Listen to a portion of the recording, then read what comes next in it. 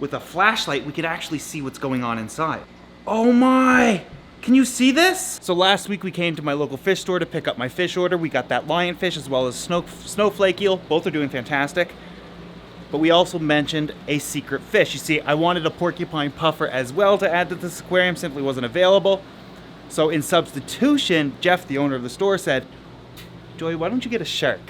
And I said, no, sharks are just gonna get too big, and he recommended bamboo sharks. Now, of course, a huge concern with ordering sharks for only a 140-gallon system is they're gonna get quite big, which is true, of course. They get to about 3 feet in length, but what we were just looking at is the shark eggs. What I wanted to get the sharks for was simply to experience the hatching process with you guys, hopefully getting the eggs to hatch in the aquarium, raising them off of some food and watching them grow and bringing you guys along for that trip. I thought that would prove to be extremely interesting, and since I do have a love for elasmo branches, I certainly had a difficult time resisting. However, when it comes to the bamboo shark, they're not exactly a fast-growing elasmo branch, which is in the family of sharks, rays, and skates. It will be a couple of years in this aquarium before I kind of need to upgrade them, and or maybe we turn the 375 or that 500-gallon system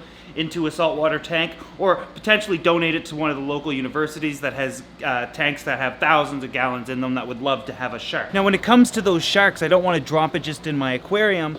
I want to, and I'm buying 2 to give myself a better chance of actually having one hatch, and the survivability rate of those tend to be kind of low. However, I think we're going to have some pretty good chances as long as we keep up with our water quality. With that said, again, I don't want to just drop it directly into the aquarium.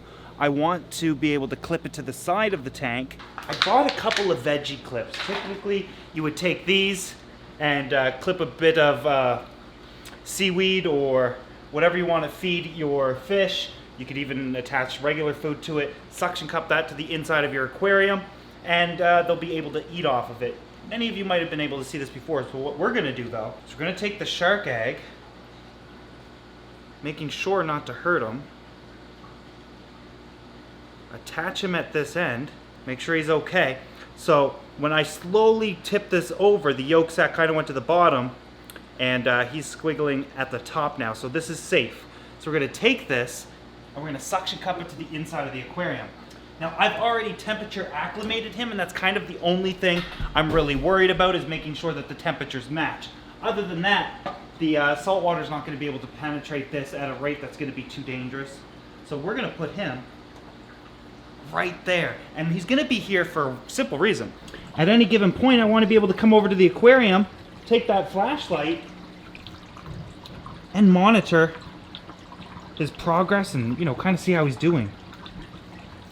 You can see him in there squiggling around now. See him?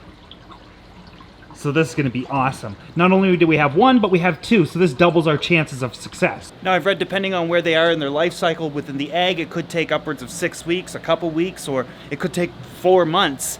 And I'm excited just to take you guys along for that process. Now, the problems with these guys is I don't really need to acclimate them. See, they're already in this shell. Basically, it feels like a tough plastic or maybe a really hard leather, and this is a yolk sac within it. So if we take a closer look with a flashlight, we could actually see what's going on inside.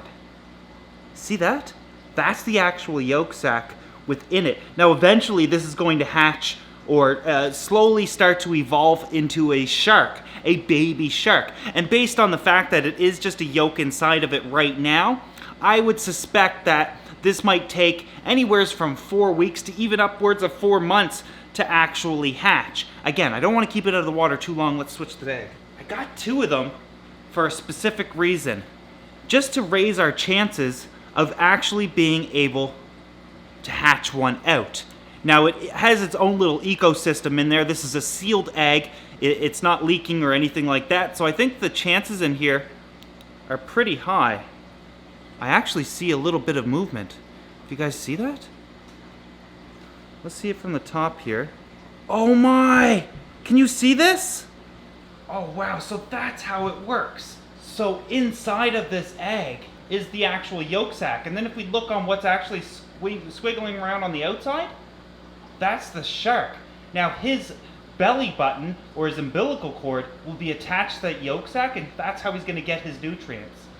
Wow, I've never seen this before. But that's exactly what I wanted to do with you guys, is experience this together. So obviously this guy's not going to be hatching out in a week or two. He's definitely, oh wow, it's almost like a fully sized shark in there. So it's almost like he's like a very, very miniature shark. You can see his head and his tail, his entire length of his body. It's almost like a tiny little worm.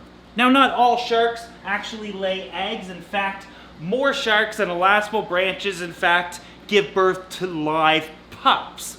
Sharks, skates, as well as freshwater stingrays. I've shown you guys the birth of a freshwater stingray in the past, giving birth to a fully formed young. And if you ever look at the belly of a stingray, they usually have a black dot on their belly. That's their belly buttons, and previously their yolk sac would have been attached to it. But isn't this amazing how most of that egg is the yolk sac and there's this tiny little squiggly line attached to it? I want to make sure that both have that. So there's one. This guy definitely does. Oh, he does too. Wow, isn't that... I've never experienced anything like this. I know I'm entirely excited. Now I know that when you hear the word shark, a lot of us will think of Jaws or something dangerous along those lines, but these are not dangerous to human beings. These are a carpet shark. They'll spend most of their lives along the bottoms of the aquariums. Let me see if I can get this guy to do the same thing. Where is he?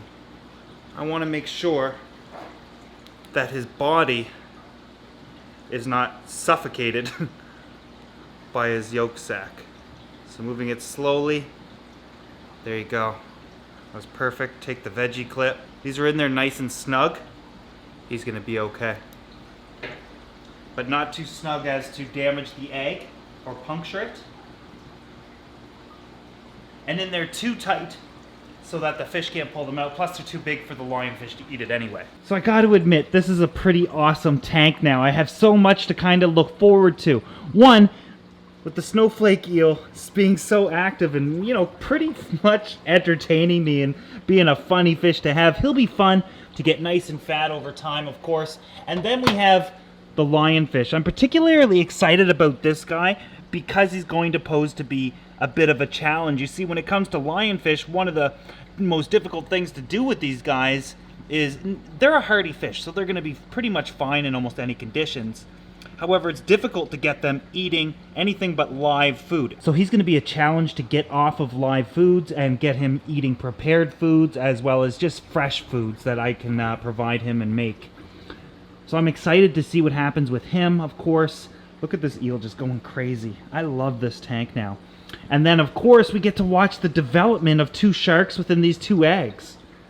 You can kind of see them squiggling around in there. So we'll get to watch these guys develop over time. As you can see him there as well. Isn't that amazing? Wow. So, of course, we will watch the development of these guys over time. But I also don't want to miss the moment they actually hatch. You see, once we notice that the yolk sacs are almost gone, I'm going to set up a 24-hour, 7 days a week recording camera so that we capture the moment that these guys hatch, and we can share this moment with you guys as well.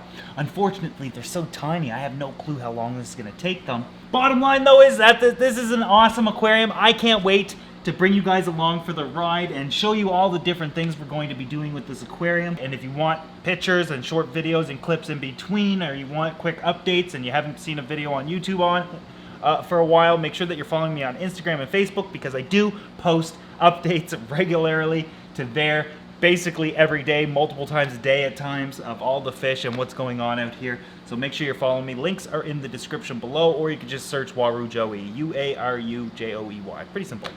Anyways, guys, I hope you enjoyed today's video. I hope this doesn't disappoint you, but if it did, again, I'm just chasing what I'm really interested in, and I'm truly happy with it, and I hope there's something about this tank that inspires you or piques your interest, especially since it's such a low-keeping, very simple scape, took me a day to throw it together type of deal. Saltwater is not that difficult. It's not that intimidating. I hope many more of you join me in my journey into saltwater. Cross your fingers that I don't turn this whole rack into saltwater tanks.